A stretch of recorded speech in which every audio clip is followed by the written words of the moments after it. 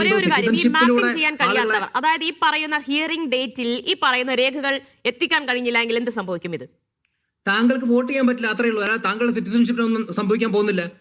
സിറ്റിസൺഷിപ്പിന് ഇവിടെ ഒന്നും സംഭവിക്കാൻ പോകുന്നില്ല. വോട്ടവകാശം നഷ്ടമാകുമല്ലോ. നോക്കൂ, ഇത്രയും നാൾ വോട്ട് ചെയ്തവർക്കാണ് ഒരു സുപ്രഭാതത്തിൽ വോട്ടവകാശം നഷ്ടമാകുന്നത്, അതും ഈ രേഖകളില്ല എന്ന് പറയുന്നത്. വോട്ടവകാശം ഉറപ്പുവരുത്താനുള്ള താങ്കളുടെ താല്പര്യം കൂടെയല്ലേ? വോട്ടവകാശം ഉറപ്പുവരുത്തുക എന്നുള്ളത് ഉത്തരവാദിത്തം പൗരന്റെ കൂടെയല്ലേ? അപ്പൊ ആ വോട്ടവകാശം ഉറപ്പുവരുത്താനുള്ള ഉത്തരവാദിത്തം പോലും ഇല്ല. ഹിയറിംഗിന് വരുന്നില്ല, ഇതിൽ വരാൻ താല്പര്യമില്ല, ഇതിൽ എന്താ പറയാ, വിളിച്ച ഫോൺ എടുക്കില്ല, അല്ലെങ്കിൽ നാട്ടിൽ സ്ഥലത്തില്ല. പോവുകയാണ് അദ്ദേഹം പറയുന്നുണ്ട്. മുഹമ്മദ് ഷാ ഇവിടെ പറയുന്നു, ഇവിടെ NRC-യെയും SIR-നെയും തമ്മിൽ കൂട്ടിക്കെട്ടെന്നാണ് മിഥുൻ പറയുന്നത്. മിഥുൻ ഒരു ചോദ്യം ചോദിച്ചോട്ടെ. അതായത് ഇപ്പൊ ഹിയറിംഗിന് ഹാജരാകാത്തവരൊക്കെ അവിടെ നിൽക്കട്ടെ. ഈ ഹിയറിംഗിന് പോകുന്ന ഒരാളുടെ കയ്യിൽ ഒരു രേഖ കൊടുക്കാൻ സാധിച്ചില്ല എന്നുള്ളത്, ഹിയറിംഗിന് അദ്ദേഹം പങ്കെടുത്തു, രേഖ കൊടുക്കാൻ സാധിച്ചില്ല, അദ്ദേഹം ഇലക്ടറൽ റോളിൽ നിന്ന് പുറത്തു പോകുമോ, അതോ ഇൻക്ലൂഡ് ചെയ്യുമോ? പോകുമെന്നാണ് പറയുന്നത്. ശരി, എന്തുകൊണ്ടാണ് പോകുന്നില്ല? ഇലക്ടറൽ റോളിൽ അവരുടെ പേര് എലിമിനേറ്റ് ആകും. കാരണം അവിടെ പ്രൂവ് ചെയ്യാൻ ഡോക്യുമെന്റ്സ് ഇല്ല. ഇനി സിറ്റിസൺഷിപ്പിന്റെ കാര്യം തന്നെ പറയുകയാണെങ്കിലും ഈ പറഞ്ഞ പോലെ പാൻ ഇല്ല, ആധാർ ഇല്ല, ഇലക്ട്രൽ ID ഇല്ല, മാപ്പ് ചെയ്യാൻ റിലേറ്റീവ്സ് ഇല്ല, പാസ്പോർട്ട് ഇല്ല, ഈ പറഞ്ഞ പോലെ മൻറേഗയുടെ ജോബ് കാർഡ് ഇല്ല, അല്ലെങ്കിൽ സ്മാർട്ട് കാർഡ് ഇല്ല, പെൻഷൻ ഡോക്യുമെന്റ് ഉണ്ടാവില്ല, സ്കൂൾ സർട്ടിഫിക്കറ്റ് ഇല്ല, ലാൻഡ് ഡോക്യുമെന്റ് ഇല്ല, ഒന്നുമില്ലാത്ത ആൾ പറയുന്നത്. മിഥുൻ അതൊന്നും പഠിക്കാതെ പറയുന്നത്. റിലേറ്റീവ്സ് ഒന്നും പോരാ.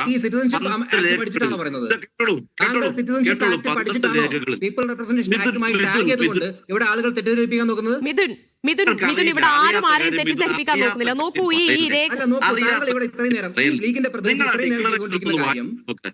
മിഥുൻ ആ ഡിക്ലറേഷൻ എടുത്ത് വായിച്ചു നോക്ക്. ആ ഡിക്ലറേഷൻ താഴെ എഴുതി വെച്ചിരിക്കുന്നത് വായിച്ചു നോക്ക്.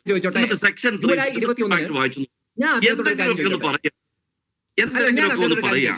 ആ സിറ്റിസൺ സെക്ഷൻ 3യും ആ ഡിക്ലറേഷൻ ഒന്ന് കേൾക്കൂ.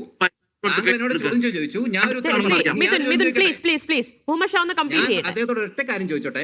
ജൂലൈ 21, 2025 ഇലക്ഷൻ കമ്മീഷൻ വളരെ കൃത്യമായി സുപ്രീം കോടതിയിൽ പറഞ്ഞൊരു കാര്യമുണ്ട്. സിറ്റിസൺഷിപ്പുമായി ബന്ധപ്പെട്ട ഒരു വിഷയത്തിലും ഇത് ഒന്നും ബാധകമല്ല. ഇത് ഇലക്ഷൻ പ്രോസസ്സിൽ ഇൻഎലിജിബിൾ ആകും. അതെന്താ അദ്ദേഹം കേൾക്കുന്നില്ലേ? ഇലക്ഷൻ പ്രോസസ്സിൽ ഇൻഎലിജിബിൾ എന്ന് പറഞ്ഞാൽ സിറ്റിസൺഷിപ്പ് ഇല്ലാതാവുകയാണ്. അത് ഇലക്ഷൻ കമ്മീഷൻ പറഞ്ഞാൽ അത് ഫൈനൽ വെച്ചിരിക്കുകയാണ്. അത് പറഞ്ഞാൽ വിശ്വസിക്കേണ്ടവര് നിങ്ങൾ വിശ്വസിക്കുമായിരിക്കും, ഞങ്ങൾ വിശ്വസിക്കില്ല. കാരണം സുപ്രീം കോടതിയിൽ പറഞ്ഞാൽ വിശ്വസിക്കില്ല, അല്ലെ? സുപ്രീം കോടതിയിൽ പറഞ്ഞാൽ ഒരു ലോയർ വിശ്വസിക്കില്ല. കാരണം മിഥുൻ ഞാൻ പറയാം, എന്നെ നിയമം പഠിപ്പിക്കുകയാണ്. എന്നിട്ട് താങ്കൾ പറയുകയാണ് എനിക്ക് അറിവില്ലാന്ന്. താങ്കൾ സുപ്രീം കോടതിയിൽ ഇലക്ഷൻ കമ്മീഷൻ പറഞ്ഞ കാര്യങ്ങൾ താങ്കൾക്ക് വിശ്വാസമില്ല. പക്ഷെ ഇവിടെ താങ്കൾ ചർച്ചയിൽ പറഞ്ഞ കാര്യങ്ങൾ ഞാൻ വെള്ളം തൊടാതെ വീണു. ഇലക്ഷൻ കമ്മീഷൻ എന്ന് പറയുന്ന മോദിയും അമിത്ഷായും ഉണ്ടാക്കി വെച്ചിരിക്കുന്ന ഒരു ബോഡി വന്നിരുന്ന് എഴുതി കൊടുക്കുന്നത് ആപ്തവാക്കാണെന്ന് നിങ്ങൾക്ക് തോന്നും, ഞങ്ങൾക്ക് തോന്നില്ല. താങ്കൾക്ക് നിയമത്തിന്റെ എന്തെങ്കിലും ഒരു വരി പറഞ്ഞുകൊണ്ട് ഈ ഡിബേറ്റ് കൺക്ലൂഡ് ചെയ്യാൻ പറ്റില്ല. സെക്ഷൻ 3 സിറ്റിസൺഷിപ്പ് ആക്ട് എഴുതി വെച്ചിട്ട് സിറ്റിസൺഷിപ്പ് ആക്ടുമായിട്ട് ബന്ധമില്ലെന്ന് അവര് പറഞ്ഞ നിങ്ങൾ വിശ്വസിച്ചോണം, ഞങ്ങൾ വിശ്വസിക്കില്ല. ഇത് താങ്കളോട് എന്നോട് പറയല്ല, സുപ്രീം കോടതിയിൽ പറയുന്ന കാര്യങ്ങൾ കേട്ടോ. ഒരു കാര്യം ചോദിക്കട്ടെ. തെരഞ്ഞെടുപ്പ് കമ്മീഷന്റെ പ്രാഥമികമായ ചുമതല എന്ന് പറയുന്നത് രാജ്യത്ത് ജനപ്രതിനിധികളെ തെരഞ്ഞെടുപ്പ് നടത്തുക എന്നതാണ്. അതിനിടയിൽ എന്തിനാണ് ഈ വിവരങ്ങൾ തേടുന്നത്? അതിലെന്ത് അവകാശമാണ്, അതിലെന്ത് ചുമതലയാണ് തെരഞ്ഞെടുപ്പ് കമ്മീഷനുള്ളത്? പക്ഷെ താങ്കൾ ചർച്ചയിൽ പറയുന്ന കാര്യങ്ങൾ ഞാൻ വെള്ളം തൊടാതെ വിഴുങ്ങണം. നോളജ് ടെസ്റ്റ് ചെയ്യാണ്. നിങ്ങൾ രണ്ടുപേരും ഇങ്ങനെ തർക്കത്തിൽ ഏർപ്പെട്ടതുകൊണ്ട് കാര്യമില്ല. ഒന്ന്, ആളുകൾക്കൊന്നും കേൾക്കുന്നൊന്നും മനസ്സിലാവുന്നില്ല എന്നതാണ്.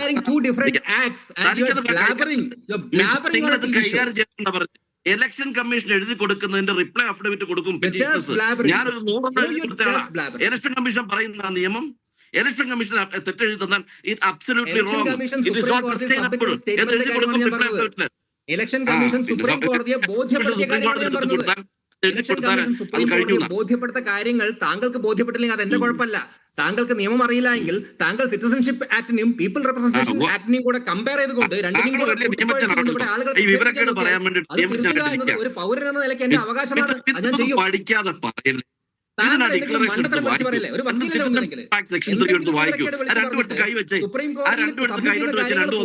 അല്ലെങ്കിൽ ഇലക്ഷൻ കമ്മീഷൻ സുപ്രീം കോടതിയെ ബോധ്യപ്പെടുത്ത കാര്യങ്ങൾ പോലും താങ്കൾക്ക് ബോധ്യപ്പെടുന്നില്ലെങ്കിൽ എന്റെ കുഴപ്പമല്ല, അത് താങ്കളുടെ കുഴപ്പമാണ്. താങ്കൾക്ക് ഇനി ഒന്ന് നമുക്ക് കാര്യത്തിലേക്ക് വരാം. വെറുതെ തർക്കമൊന്ന് അവസാനിപ്പിക്കാം, ദയവ് ചെയ്ത് തർക്കമൊന്ന് അവസാനിപ്പിക്കാം. ശരി, ഞാൻ മുഹമ്മദ് ഷായിലേക്ക്. മുഹമ്മദ് ഷാ, എന്താണ് ഈ മിഥുൻ ചൂണ്ടിക്കാട്ടുന്ന അല്ലെങ്കിൽ അദ്ദേഹം ഉന്നയിക്കുന്ന ന്യായീകരണങ്ങളിലെ പ്രശ്നങ്ങൾ എന്താണ്? പ്രശ്നങ്ങൾ വ്യക്തമായി പറയാം.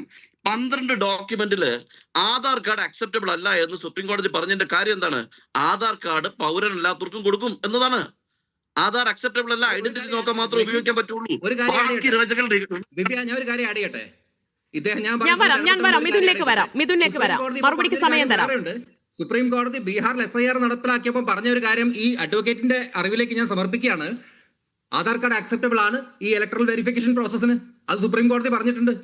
അത് ഇത്ര താങ്കൾ അത് അറിഞ്ഞോ? ആധാർ കാർഡ് വെരിഫിക്കേഷൻ വായിച്ചിട്ടില്ല. മിഥുൻ ആ ജഡ്ജ്മെന്റ് മനസ്സിലെത്തി വായിച്ചിട്ടില്ല. സുപ്രീം കോടതി സ്പെസിഫിക് ആയിട്ട് പറഞ്ഞു ആധാർ എന്നത് 12ാമത്തെ. കേട്ടോളൂ മിഥുൻ, ഇനി മറുപടി പറയാം. മിഥുൻ മറുപടി പറയാം. ഞാൻ മിഥുന് മറുപടി പറയാം. സുപ്രീം കോടതി ജഡ്ജ്മെന്റിൽ സ്പെസിഫിക് ആയിട്ട് പറഞ്ഞിരിക്കുന്നു ആധാർ 12ാമത്തെ ഡോക്യുമെന്റ് ആയിട്ട് നിങ്ങൾക്ക് എടുക്കാം. But it is only for identifying a person, not to confirm the citizenship of a person എന്നാ സുപ്രീം കോടതി പറഞ്ഞിരിക്കുന്നത്. So there is no question of citizenship, sir. There is no question of citizenship. We are talking about identification. We are talking about voter identification. ആദ്യം article 326 വായിച്ചു നോക്കൂ. ആദ്യം article 326 വായിച്ചു. ഒന്ന് ചോദിക്കട്ടെ ഒരേ ഒരു ചോദ്യം. ഈ ഹിയറിംഗിന് എത്തുമ്പോൾ ഈ ബർത്ത് സർട്ടിഫിക്കറ്റിന് പകരം ആധാർ നൽകിയാൽ മതിയോ? ആധാർ നൽകിയാൽ മതിയോ? പറയൂ. ഒരു ഇലക്ട്രൽ റോൾ പറയാം. ക്വാളിഫിക്കേഷൻ എന്തൊക്കെയാ?